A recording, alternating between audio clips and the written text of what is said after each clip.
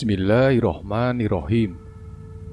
Assalamualaikum warahmatullahi wabarakatuh. Kembali lagi bersama channel FS Story. Sebelum masuk ke cerita, alangkah baiknya kita berdoa sejenak untuk menjaga kita dari hal-hal yang tidak baik. A'udzubillahi minasyaitonirrajim. Ya Allah, ya Tuhanku, aku berlindung kepadamu dari bisikan-bisikan setan, dan aku berlindung pula kepadamu ya Allah, agar mereka tidak mendekati aku. Amin.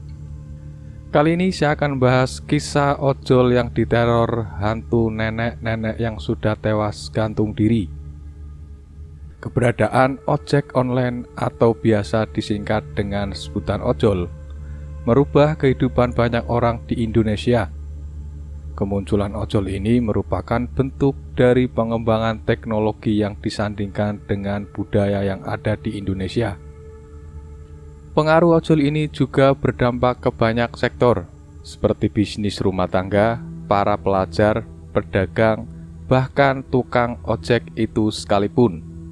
Sebelum munculnya ojol untuk membeli sebuah makanan atau barang yang ada di luar rumah, kita harus berusaha payah keluar dari rumah, terkena panas, terkena hujan, atau debu. Namun, ketika ojol muncul, semua hal jadi lebih mudah dan praktis.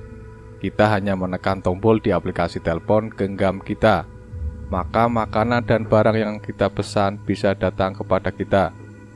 Namun, kemunculan teknologi luar biasa ini juga tidak bisa dihilangkan dari cerita-cerita yang beredar di beberapa pelaku ojol. Sebagaimana dikutip kabar besuki dari kanal YouTube Nasi Judge, pengalaman mengerikan yang terjadi pada ojek online. Berikut adalah pengalaman menyeramkan yang diceritakan oleh orang berinisial DP. Simak ulasannya berikut ini. Pengalaman mengerikan yang pertama datang dari seorang berinisial DP. Ia menceritakan pengalamannya tersebut kepada Nesi. DP bercerita bahwa ia pernah mendapatkan ojol sewaktu ia ingin pergi ke Tapos, Depok, sementara posisinya berada di Ciracas. Tukang ojol itu terlihat ramah terhadap pelanggan. Di tengah perjalanan, tukang ojol ini bercerita mengenai kisah seram yang ia alami kepada si DP atau si penumpang, bahwa tukang ojek ini tidak pernah menerima pesanan ojek lebih dari jam 5 sore. Namun suatu ketika pada waktu hampir maghrib, ada pesanan yang masuk ke tukang ojol itu. Pemesannya adalah seorang wanita. Karena lokasi penjemputan pelanggan itu tidak terlalu jauh, hanya sedikit masuk ke wilayah sebuah kampung pedalaman. Sewaktu tukang ojol tersebut sampai di titik penjemputan, ternyata lokasi yang ia tuju sepi. Lokasinya bertepatan di sebuah jembatan di dekat sungai. Sang pelanggan juga tidak mengirim pesan apapun. Hingga akhirnya tukang ojol tersebut menelpon nomor si pelanggan yang memesan ojek online-nya tadi. Namun, teleponnya tidak diangkat-angkat oleh sang pemesan. Si tukang ojol tersebut berinisiatif untuk menelusuri area jalan yang tidak jauh dari jembatan. Namun, tetap saja tidak menemukan pelanggan yang dimaksud.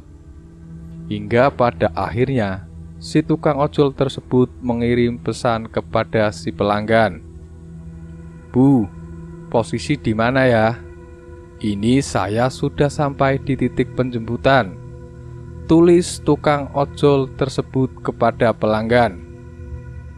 Hingga beberapa menit kemudian, si pelanggan tersebut membalas pesan dari si tukang ojol. "Kayaknya abang kelewatan deh. Saya nunggu di jembatan dekat kali," balas si pelanggan tersebut. Melihat pesan balasan dari si pelanggan, tukang ojol ini pun langsung membalasnya untuk segera menjemput sang pelanggan. "Loh, Tadi saya ke situ, tapi sepi nggak ada orang. Ya udah Bu, tunggu saya balik lagi, tulis tukang ojol membalas pesan dari pelanggan. Si tukang ojol tersebut akhirnya kembali lagi ke jembatan yang tadi. Namun setelah sesampainya di tempat yang ia maksud, kondisi jembatan tetap saja sepi. Akhirnya si tukang ojol itu mengirim pesan kepada si pelanggan, dan sang pelanggan menyuruh si tukang ojol untuk menunggu sebentar. Namun sudah lama si tukang ojol itu menunggu, si pelanggan tetap saja tidak datang. Tukang ojol itu terus mengirim pesan ke pelanggan dan memberikan pilihan agar ia saja yang menjemput si pelanggan tersebut. Namun si orang yang memesan ojol itu mengirimkan pesan balasan. Saya sudah sampai Bang. Ini saya udah ngeliat abang dari dekat, tulis pesan dari pemesan ojol itu. Melihat pesan itu, si ojol itu lantas mengecek di area sekitar. Namun kondisi di area jembatan itu tetap sepi sekali. Tidak ada orang selain dirinya.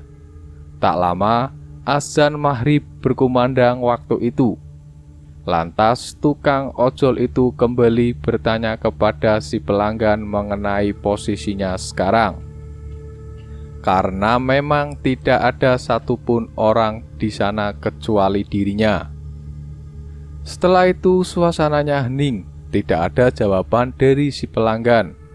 Lalu ia pergi meninggalkan jembatan itu dan sampai pada akhirnya ke wilayah yang banyak warga yang sedang berkumpul. Kang ojol itu lantas bertanya ke salah seorang ibu-ibu mengenai seorang pelanggan yang berinisial A. Sebab dari tadi si tukang ojol tersebut sudah menunggu si pemesan, tapi tidak datang-datang. Namun jawaban dari ibu itu membuat si tukang ojol ini ketakutan. Karena wanita yang dimaksud ibu-ibu itu adalah seorang nenek-nenek yang sudah meninggal sekitar 2 tahun lalu. Nenek tersebut meninggal karena tewas bunuh diri di lokasi jembatan tersebut. Dari cerita itu, tukang ojol itu pun langsung mematikan pesanan di aplikasinya dan bergegas pulang ke rumah. Dan dari itu si tukang ojol tidak pernah mau menerima pesanan lebih dari jam 5 sore. Orang yang berinisial DP ini yang mendengar cerita itu pun ikut merinding.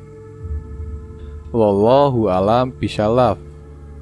Semoga dengan adanya kisah ini kita bisa lebih berhati-hati. Kalau di dekat kita ada juga makhluk yang tak kasat mata bisa mengganggu kita. Jangan lupa berdoa dengan apa yang mau kita lakukan. Semoga kita selalu dalam lindungan Allah Subhanahu wa Ta'ala. Wassalamualaikum warahmatullahi wabarakatuh.